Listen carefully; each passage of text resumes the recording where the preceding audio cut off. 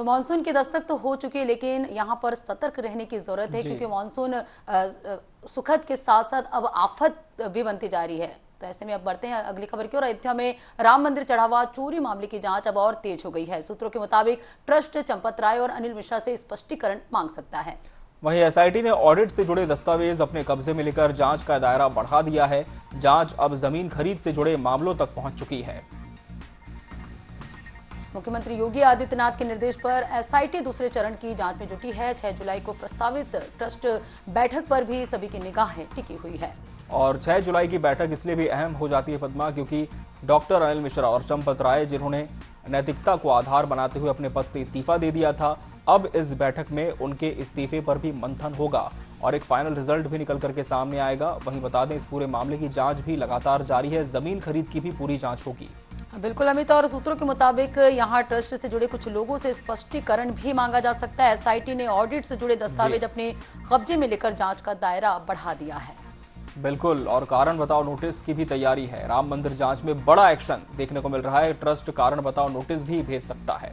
तो लगातार जांच जारी है, लगातार जांच जो है तेज होती जा रही है और ट्रस्ट से जुड़े कुछ लोगों से स्पष्टीकरण भी यहां पर मांगा गया है, ऐसी जानकारी सामने आई है।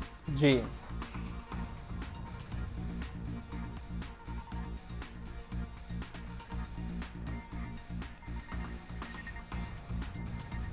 और इस खबर पर ज्यादा जानकारी के साथ हमारे साथ विशेष संवाददाता नितेश चांडेली जुड़ चुके हैं।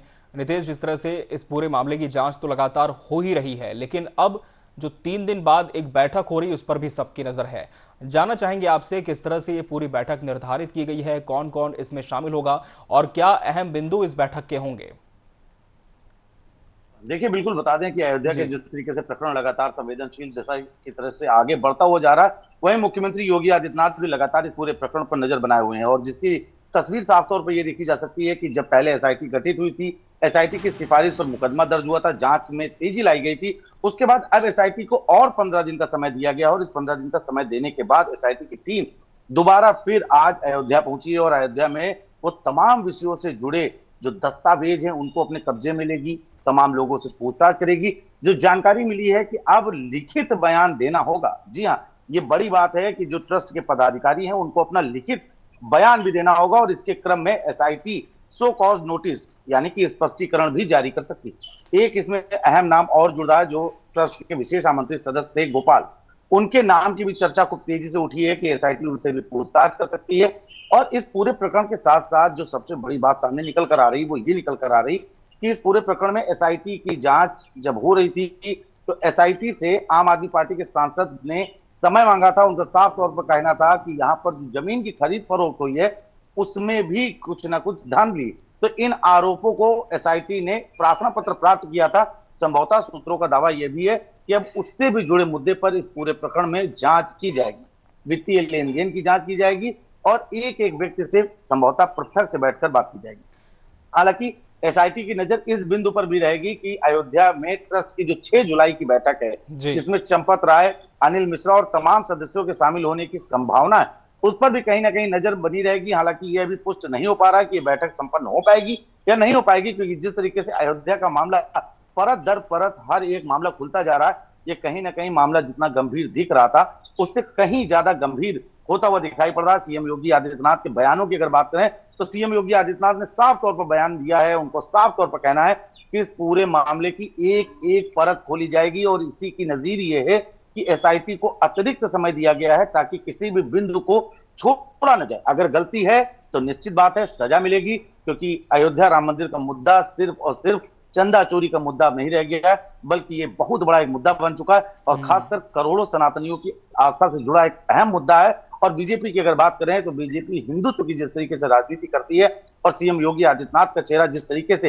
एक फायर ब्रांड हिंदू नेता के तौर पर है, जिस तरीके से राम मंदिर को बनवाने के समय जिस तरीके से भारतीय जनता पार्टी के तमाम बयान सामने आए थे, जिस तरीके से, तो ऐसे में कहीं ना कहीं उस साख को पारदर्शी तरीके से निपटाने के लिए जो बात है, इस पूरी जांच प्रक्रिया को पूरी ट्रांसपेरेंसी के साथ करने के लिए CM Yogi Adityanath minute to minute इस पूरे प्रकरण के खुलासों पर नजर रख रहे हैं। जी बिल्कुल नितेश, जैसे कि ट्रस्ट की भी स्पष्टीकरण यहाँ पर मांगा गया और पक्ष भी अपना यहाँ पर पक्ष रख रहे हैं, जैसे सत्ता पक्ष, तो विपक्ष का क्या रुख है इस मामले को लेकर?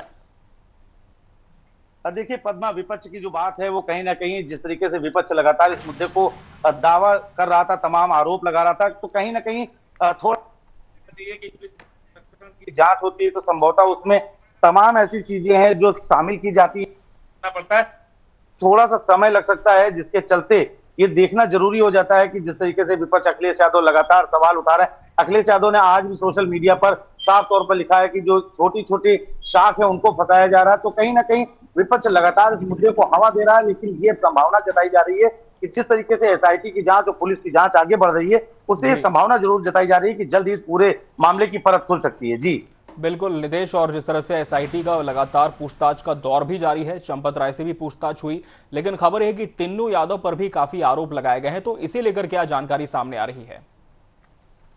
जी देखिए, टिन्नू यादव के घर से छापेमारी की लगातार पुलिस कार्रवाई कर रही है। जिस तरीके से इनका नाम सामने आया था उसके बाद टिन्नू यादव एक प्रमुख नाम बनके सामने आया।